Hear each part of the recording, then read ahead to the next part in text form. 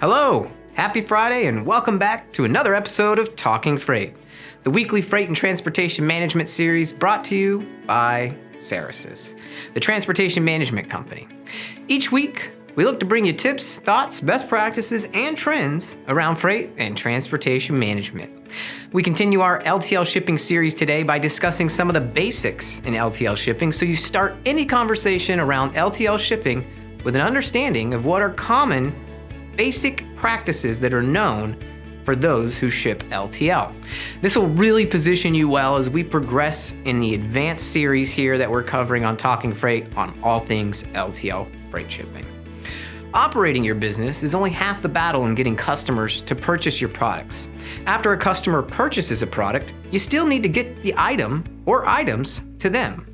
Unfortunately, carriers have made figuring out best practices in freight pricing a little difficult, but you can simplify the process if you know how to distinguish different modes of shipping, when to use LTL shipping, and how combining LTL shipping with other surface modes of shipping will provide the greatest benefit. So let's talk some LTL shipping practices.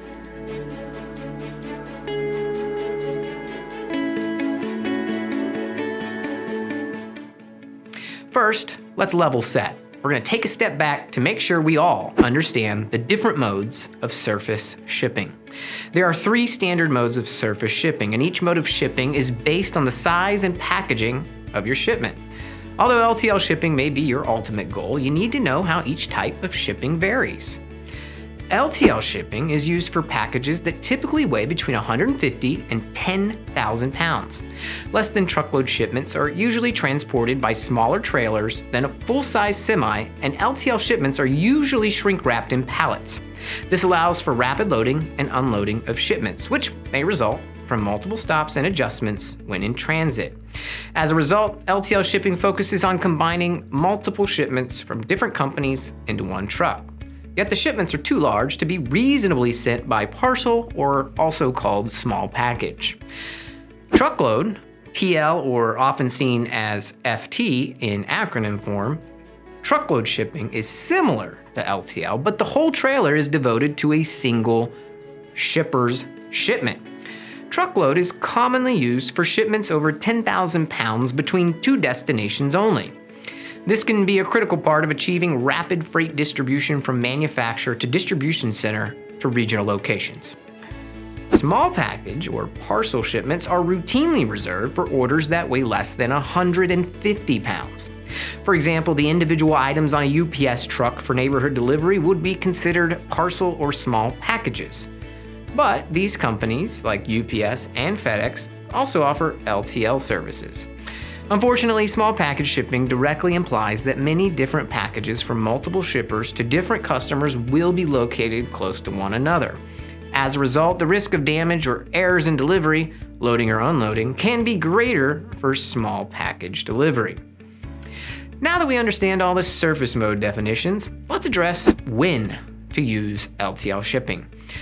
The decision to use LTL revolves around your budget and determining how quickly a shipment needs to arrive at the destination. The key to differentiating when to use LTL and when to use full truckload or small parcel really depends on how many individual shipments are needed.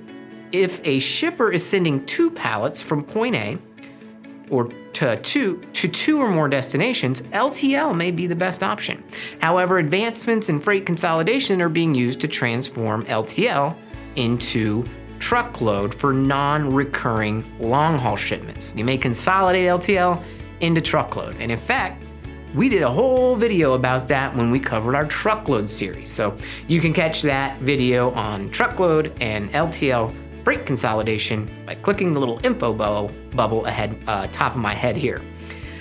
Next, we need to understand how to utilize all modes so you have options around LTL shipping. Essentially, when to use a combination of LTL and truckload. Occasionally, a combination of the surface modes of transportation may be needed in order to take advantage of less than truckload shipping. Shippers may obtain a one-spot position to ship larger quantities in excess of 10,000 pounds by truckload.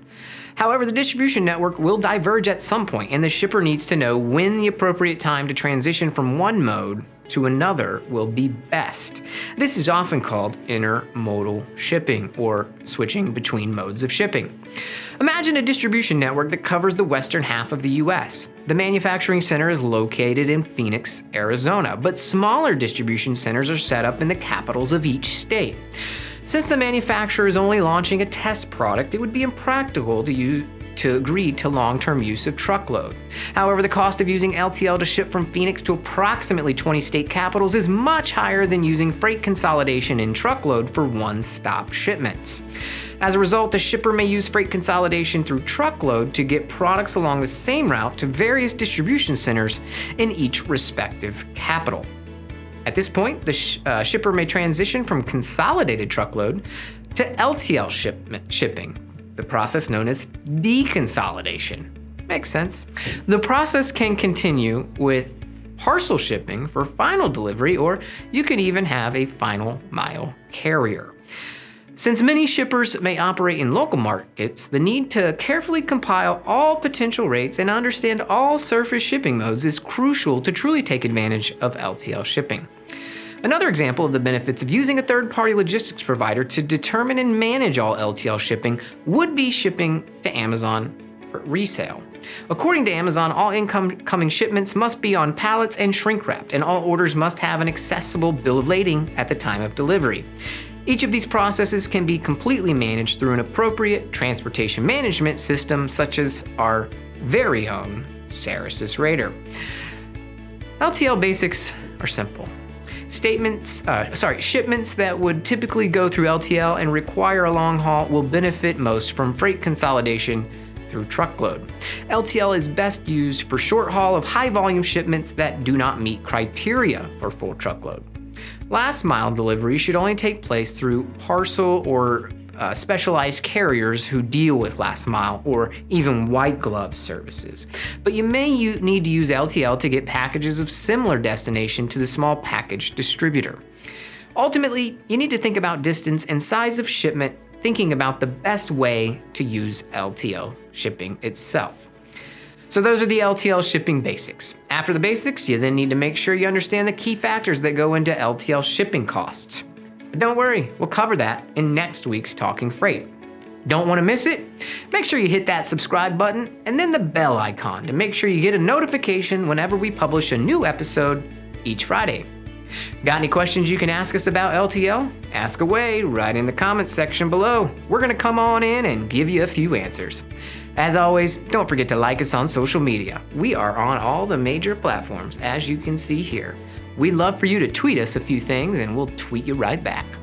Lastly, if you'd like to get our videos and blogs emailed to you, visit us at theoldceresys.com and go to the website, scroll down a little bit. You'll see a little box show up just like you do here. Put in your email address, hit the subscribe button, and we'll send you every new piece of content, including podcasts, new Talking Freight episodes, our award-winning blog posts, and any of our great white papers.